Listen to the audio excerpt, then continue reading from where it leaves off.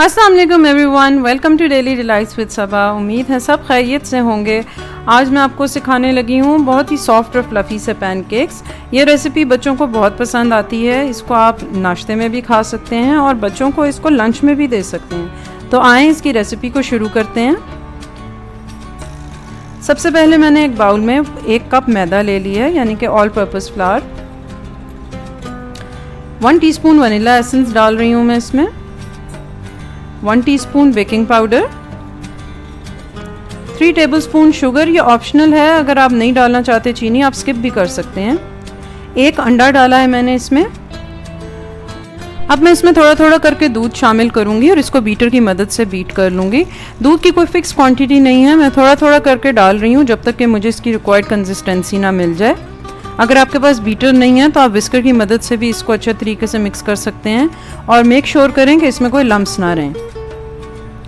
अब इसको मैंने अच्छे तरीके से बीट कर लिया और उसमें तकरीबन 1 टेबलस्पून ऑयल या बटर आप डाल सकते हैं। उसको डाल के अच्छी सी मिक्सिंग कर लेंगे और इसकी कंसिस्टेंसी इस तरह से कर देंगे। बैटर इसका देखें कि ना बहुत ही पतला है और ना ही बहुत ज़्यादा थिक है। अब एक नॉन स्टिक पैन मैंने ले लिया और उसको हल्की आग पे गर्म कर लिया और चूल्हा बिल्कुल आहिस्ता रखेंगे और किसी भी गहरे चम्मच की मदद से इस बैटर को हम पैन में पोर कर देंगे। आपने इसको मोटा कितना रखना है टोटली आप पे डिपेंड करता है। मैंने चम्मच की मदद से इसे थोड़ा सा पतला कर दिया था। जब एक साइड से अच्छे तरीके से कुक हो जाए, उस पर बबल्स आ जाएं, तो इसकी साइड पलट देंगे। चूल्हे को बिल्कुल आहिस्ता रखेंगे, यानी कि बिल्कुल दम वाली स्पीड पे, वरना ये फ़ौरन से जल जाते हैं। और जब तक ये एक साइड से कुक ना हो जाएं तब तक इनकी साइड नहीं चेंज करेंगे। एक एक करके सारे पैनकेक्स मैंने तैयार कर लिए हैं और अब इनको मैंने सर्व किया है पैनकेक सिरप के साथ।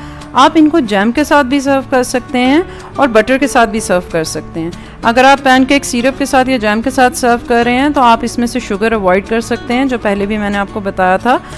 और अगर आप इसे बटर या चीज़ के साथ सर्व कर रहे हैं तो फिर आप इसमें वो 3 टेबलस्पून शुगर ऐड कर सकते हैं। उम्मीद है आपको ये रेसिपी पसंद आई होगी।